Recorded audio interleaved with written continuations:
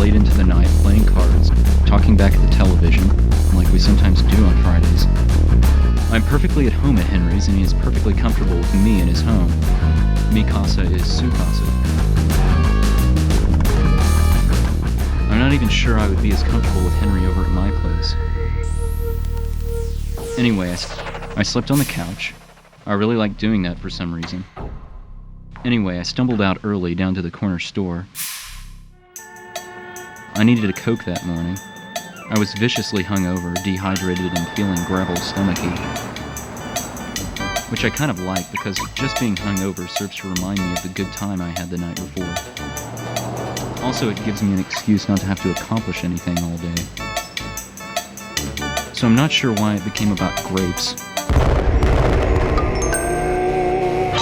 They were there at the corner store, on special. Bunch of grapes. 50 cents. I don't even like grapes that much, but I saw them and they looked like they would taste good. My stomach wanted them, so I got them. They were good.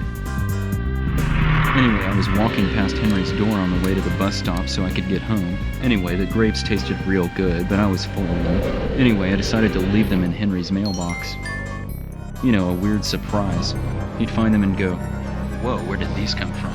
But then he'd eat them and enjoy them like I was. Knowing how much he drank, I'm sure he would rather I didn't wake him. Well, it hit Henry funny. That night he called. He wanted to go out for a beer, but I was low on cash. He asked me, "By the way, was it me that left the grapes in the mailbox?" I played innocent, because all day I'd been thinking, maybe I shouldn't have left them. What a weird thing to do. Hey, I left you some grapes. Grapes? Why did you leave me grapes? I thought you'd like them. So I lied. Grapes? What? Tell me about them. I even asked Henry if they tasted good, thinking I would fess up if he liked them. If they weren't to his liking, fuck it. But like I said, it hit him funny. I guess with nothing else to do on that lazy day, he just sat there puzzling over the grapes he had found in his mailbox. Who left them? Why? Did it mean something? It was like he opened his mailbox and he found the last thing his mind anticipated. He was thinking, mail, leftover paper scraps, dust, UPS sticker, maybe even a bug or two. But his mind just wasn't prepared for grapes. Henry said it like this. You get up, go to the bathroom, run the water for your shower, soap up, shampoo, rinse, turn off the water, towel off, put toothpaste on your toothbrush, and brush your teeth, but it's not toothpaste, it's ketchup. I thought it was pretty funny.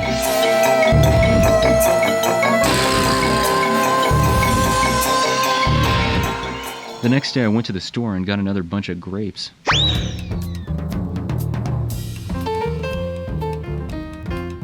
Then I went to the coffee shop where Henry works.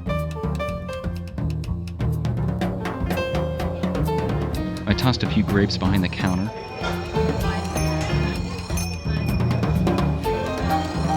On the register. By the tip jar. I put one on top of the toilet in the men's room. Then I left before Henry arrived.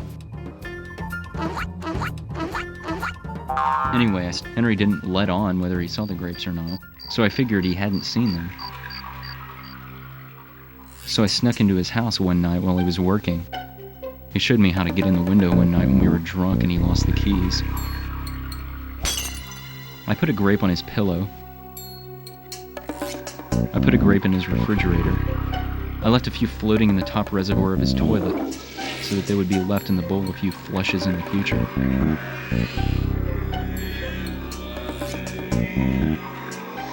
I put a lot in a lot of places I don't remember.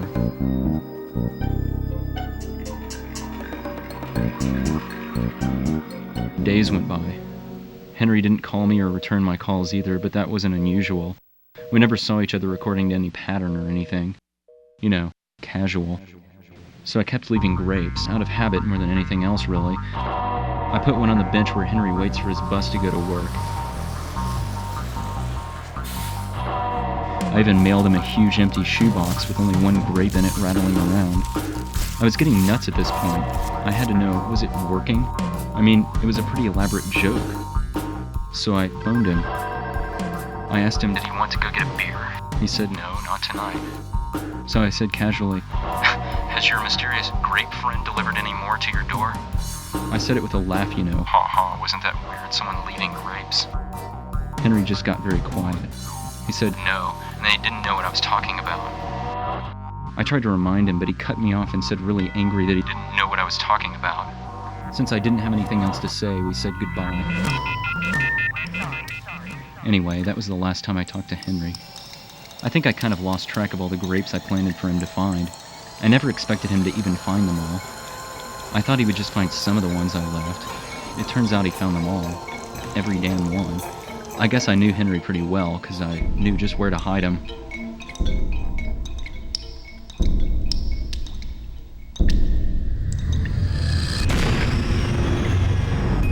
Henry was committed to an institution.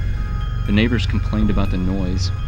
When the cops arrived, they found Henry out of his mind on no-dos. He hadn't slept for 4 days. He hadn't gone to work for a week. All of the furniture in his apartment was turned over. All the dresser and kitchen drawers were pulled out. Henry was shivering, feverish, and naked in the corner in front of about 40 rotting green grapes. They were in a circle. He also had a deep gash on the side of his face, about 6 inches. Not surprising considering all the broken glass in his apartment. He cut through a nerve, so his face will never work right on that side again. He didn't even seem to realize he had done it. He also didn't remember how the 3 dismembered cats got into his living room. He only vaguely remembers why he arranged the pieces into that design. I always thought it would take a lot to unbalance somebody. But I guess it only takes about 50 cents worth of grapes if you know what you're doing. Or something else. I've been experimenting. I'm getting pretty good at it.